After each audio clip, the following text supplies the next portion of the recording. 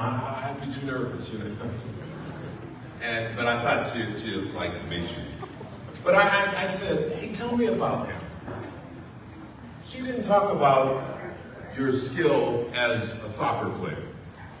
What she talked about was your outside activities and your humanitarian spirit and how you give back. And that was pretty impressive because she could have given me all the stats, told me all your background as a soccer player, but she told me more about you as a human being. And you heard me mention Roberto Clemente, who is my all-time idol. That's what his lasting legacy was. Not as a Hall of Fame baseball player, but as one of the greatest humanitarians ever. And so your presence here today, I mean, we know how difficult last night was, and you keep a busy schedule. So that means a lot to everyone here that you took the time out of your busy schedule to be a part of this great organization. So ladies and gentlemen, please welcome Dominique Badji.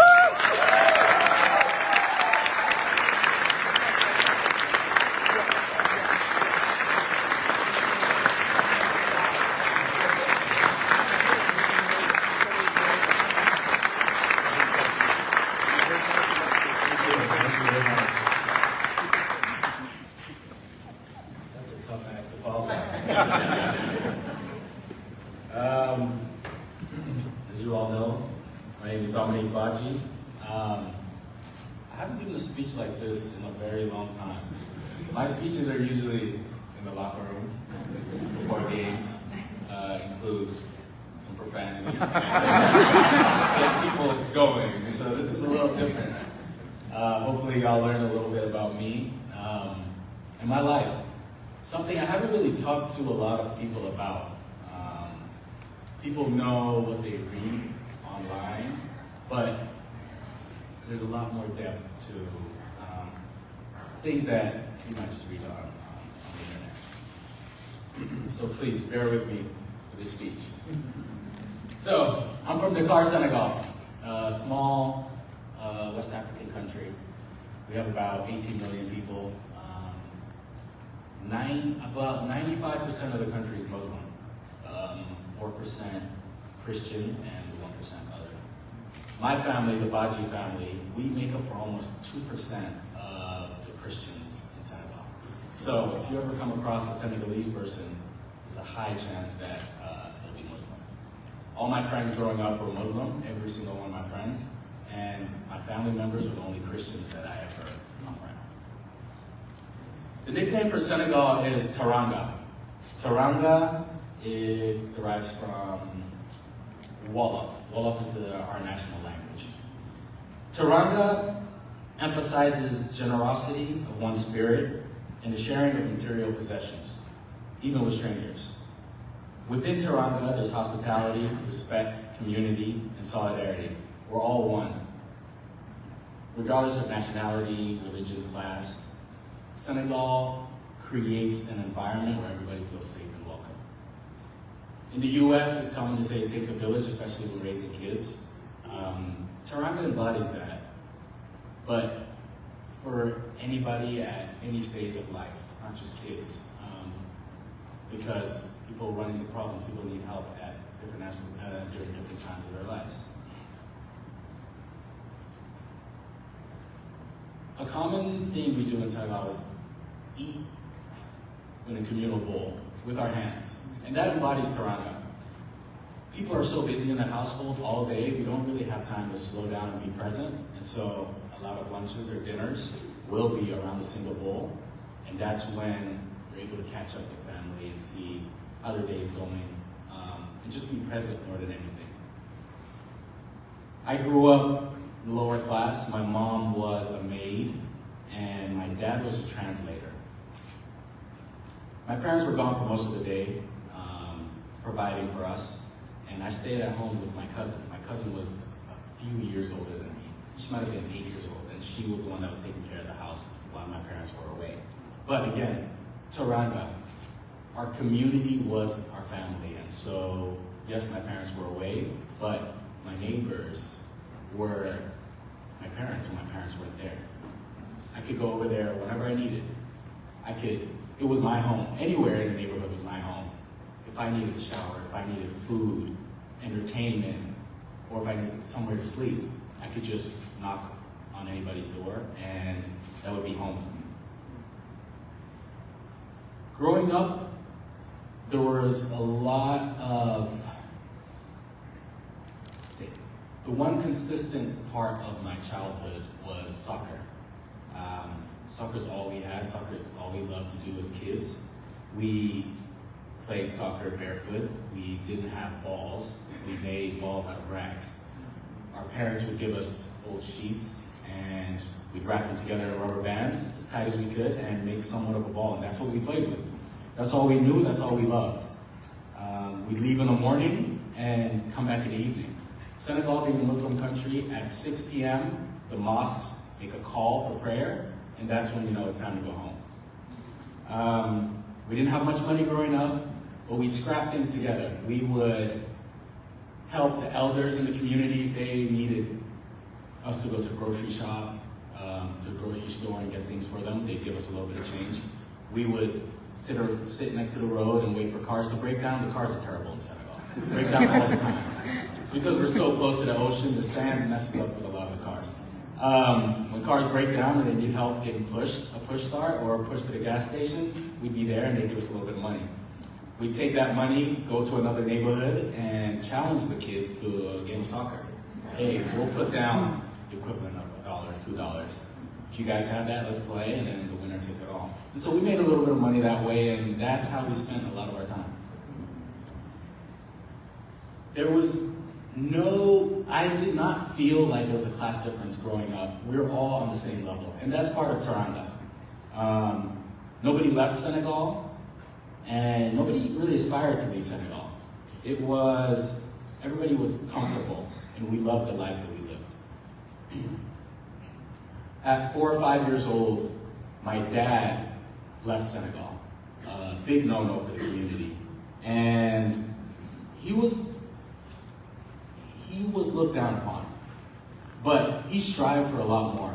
My dad went to college, but he was not satisfied with the job that he had. He was a translator. And my dad speaks 8 languages. And he felt like he wasn't making the most of his education being in Senegal. And so he took a route that not a lot of people did. And it was tough for our family, especially my mom, because she was associated with him. And now she had to be the head of the household because he moved to Tanzania, Eastern Africa, to provide for the family. But when my dad left, there was a void in my life because my mom was the one raising me. And in Senegalese culture, it's always the man is the head of the household. But again, Teranga allowed the community and fathers in our community to step in and fill that void for me. So although my dad was gone for a year, I did not feel like I was missing a father. A year later, I was 5 or 6 years old, my dad comes back and takes me with him to Tanzania. My mom stays in Senegal alone. We lived with my dad's friend, her name is Janice Timberlake, and she's a mother figure to me, and I call her my mom.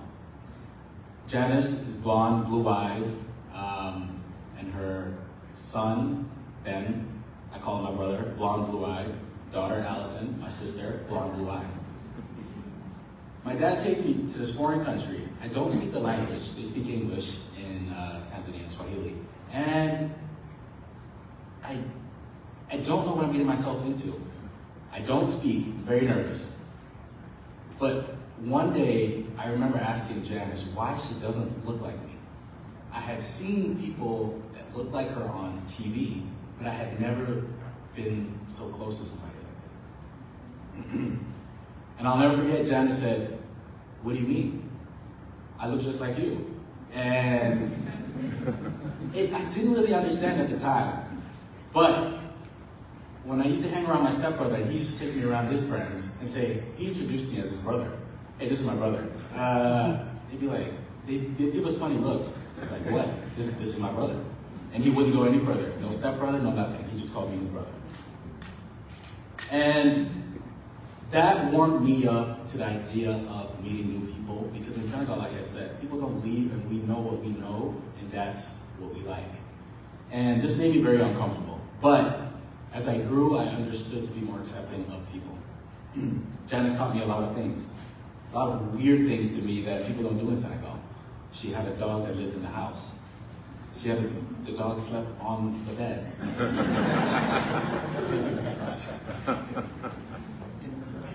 In Senegal, we don't do that. The dogs stay outside. People are scared of dogs. And they're for security. Funny story, Ben and I had bunk beds. They weren't stacked on top of each other. They looked like that. And a week in, Ben hadn't spoken to me all week because this was right when I arrived. I was getting a lot of attention because I was new, I was uncomfortable. Janice gave me a lot of attention. My dad gave me a lot of attention. He's 5 years older than me, and he felt left out a little bit. So he looks over to me, and I'm not sleeping, and he says, "Sleep." And I don't speak English. And I'm trying to figure out what he's saying. Sleep, sleep. He keeps saying it over and over again. So I pull down my pants and I show him my underwear. And he's laughing. I don't understand what's going on. A couple days later, I tell my dad, and it was lost in translation. I spoke Wolof. In Wolof, sleep means your underwear. And to this day, every family reunion, Ben reminds us of that. So going to Senegal, going to Tanzania, I was 5, 6 years old. I spoke 4 languages. In Senegal, it's very common for kids to speak their native tongue, the native language, and if you're educated, you speak French. I went to an international school. I don't know if a lot of you are familiar with international schools. It's made up of kids from all over the world. Growing up, I had friends from China to Australia, Alaska, the most random places, and I thought that was the norm. But again, being in Tanzania, although so many variables that were new to me, the one thing that was a constant again was soccer. I was good. At first, I did not make a lot of friends, but soccer allowed me to make friends. And that's something that's been a constant for me throughout my life. Yes, I might not necessarily speak the language of the country where I moved to, but soccer has been there, and soccer speaks for itself, and it brings people of all cultures together. Even in our locker room today, a lot of guys at FCC, a lot of guys don't speak English proficiently or are nervous to speak English, make mistakes. But when you're out on the field, you manage to communicate just through gestures, through movements, and soccer's allowed me to integrate into any society that I've been thrown into easily. I love Tanzania. We lived there for 5 years. I felt free, I felt safe, and that became my Taranga as soon as I was getting comfortable. That felt like home. But again, being at an international school, parents usually work for government organizations, and every couple of years, kids move. And so 5 years in, we left. My dad took us to, Janice's job, because Janice worked for the US government, took us to Zimbabwe. Zimbabwe was the toughest 5 years I had in my life. The president at the time was a dictator, Robert Mugabe, had been in for 37 years, and only recently, I'd say 5 to 7 years ago, resigned through military pressure. But my schedule when I was in Zimbabwe was go to school, come home. Go to school, play soccer, come home. That's all I had. No sleepovers, no nothing. And we had security at home. We had guards, guns, fences, and because that's just, the country was in turmoil. It just was not stable. And Zimbabwe was the first time I really realized that I was dark-skinned. It's weird. Everywhere, in Senegal, I grew up, I had lighter friends, and race never came up. In Tanzania, race never came up. And Zimbabwe, people talked about it so much and made fun of people so much that it really started taking its toll on me. I started seeing myself as different. And everywhere I had been, I felt like I was normal. And this was the first time even soccer created boundaries. The way teams were formed, the way people spoke to each other, and I just did not feel comfortable. It was not a great 5 years. But again, it was it was Janice's job. My dad moved there, and that's what it was. So that was the first place that I felt like there was no Taranga. I was not at home. I did not feel at peace. I did not feel welcome from the second I stepped there. Janice had had enough. She moved back to Virginia. I visited her one summer. I was playing in the park, and a man walks past, and he sees me playing soccer. And he says, "Hey, we have a soccer camp at the school down the road. Do you want to come?" "Yeah, I'll come." We went and talked to Janice. She allowed me to. I did well at the camp. He comes back to our home and says, it's Janice's home, and says, "Hey, we want to offer him a full scholarship to come to the school." And Janice thought it was a joke at first. She's like, "I have to see the facilities and all that." We went inside, and it is Episcopal High School. It's called Episcopal High School. It's a co-ed, all boarding school, very prestigious. John McCain graduated from there. A lot of people in the US government graduate from there. I didn't know what I was getting myself into. My dad allowed me to go. I went back, packed my bags in Zimbabwe, left, went alone on my first flight at 15 years old. When I got to immigration, the immigration officer put me in a room for about an hour and a half alone, didn't tell me anything. Comes back and is pestering me with questions. Where are you going? Where are you from? Who are you staying with? For how long? Do you have this document? Do you have that document? I'm a 15-year-old kid. I speak pretty well. I speak English pretty well, but I'm flustered. I don't know what to do. So I'm thinking I'm crying. I'm thinking I'm getting sent back. Eventually, Janice comes in. I have all my paperwork right, and that was my introduction to America. And I said, I do not want to be here. The whole ride home, I told Janice, I want to go back home. I want to go back home.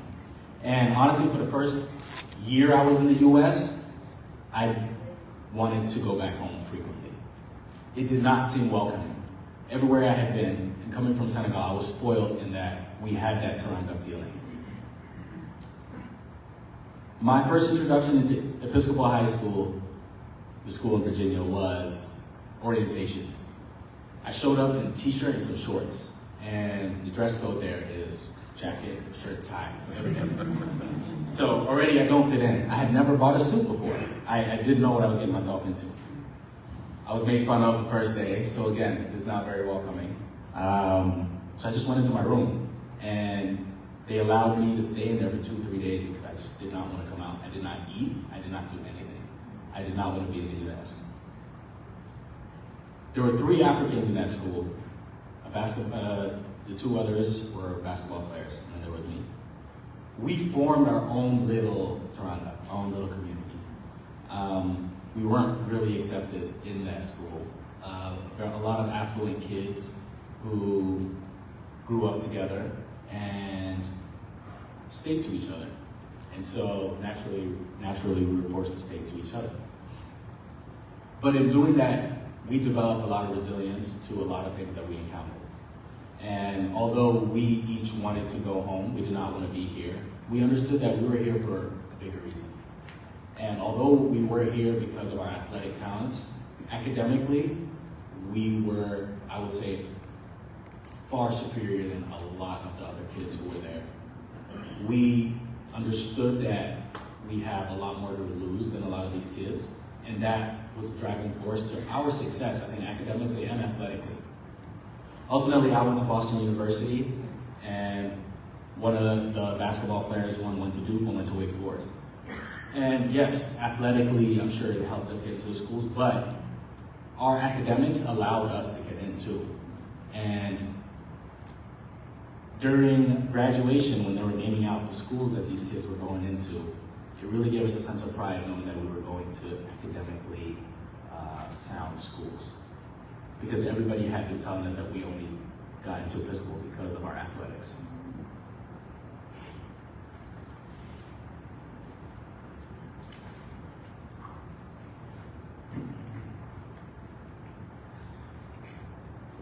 At Boston University, I had a successful 4 years. I could have gone pro earlier, but my dad made me promise that I would stay and complete my education. I was the second person in my family to have a college degree. And that surpasses any accomplishment I have ever had in my soccer career with my dad. First thing my dad always asked me when I called him in college is, how's school going? He didn't care about soccer. Although he was a professional soccer player himself in the past, he did not care anything about how soccer was going. He wanted to know academics and how everything was going. Fortunately, I had a good college career. I was invited to the Combine, but even at the Combine, Boston University is a small school. I was drafted 67th overall. At that point, it's an afterthought. The first 20 picks are important, and then it's nothing. Of my draft class, of the 86 players in my draft class, only 3 are still in the league, and I'm one of them.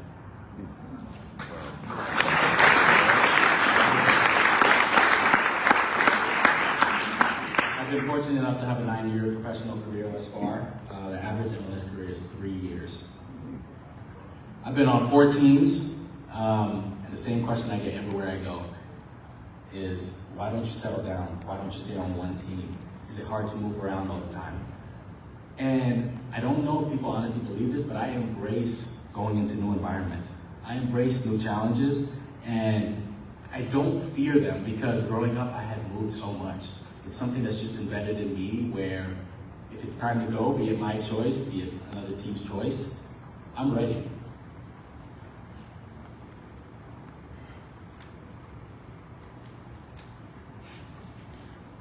Through all that I've been through,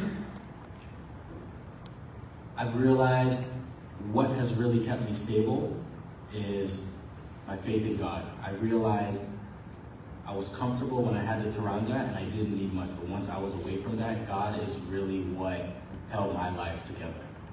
When I was alone, crying myself to sleep at boarding school, I prayed a lot, and although in the moment I might not have seen things come to fruition that I was praying about, it definitely came down the line. And moving away was lonely, I cried a lot, but I did have a goal in mind. My goal was to provide for my family. And since I've been 15 years old, I've been able to provide for my mom especially. Now I have a daughter, so I have 2 families to provide for. In new environments, prior to leaving, my dad sent me with a quote that read, "When we compare, we determine our worth according to other people's performance in life, leading to feelings of insignificance and insecurity." I still have that quote to this day. And that's helped me through a lot. When I've experienced challenges and experienced moments where I felt like I wasn't enough, that's a quote that's always been there to remind me that I determine what my value is, I determine what's important, and I determine the direction I'm headed in.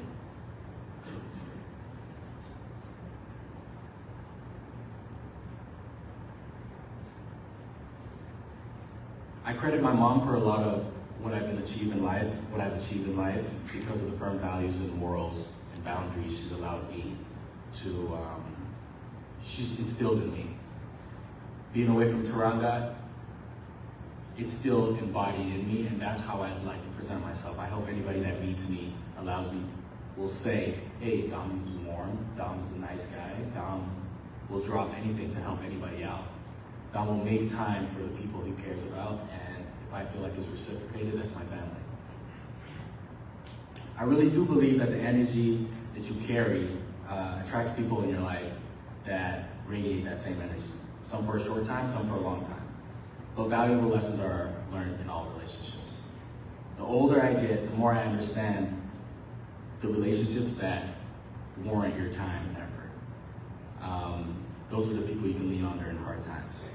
Cincinnati has welcomed me and my family with open arms since day one. And for that, Cincinnati will forever be a Taranga of mine. Thank you.